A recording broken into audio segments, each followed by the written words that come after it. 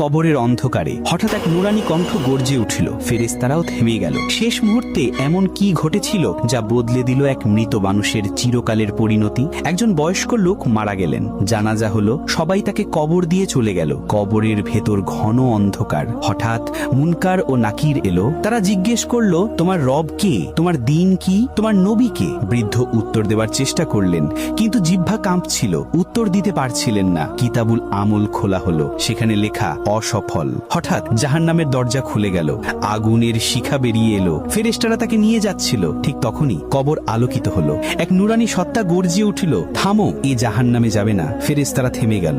বৃদ্ধ কাঁপতে কাঁপতে জিজ্ঞেস করলেন, আপনি কে? নুরানি সত্তা মৃদু হেসে বলল, আমি সেই সূরা মুলক যা তুমি প্রতি রাতে পড়তে। আমি কবরের অন্ধকারকে আলোয় ভরিয়ে দিই।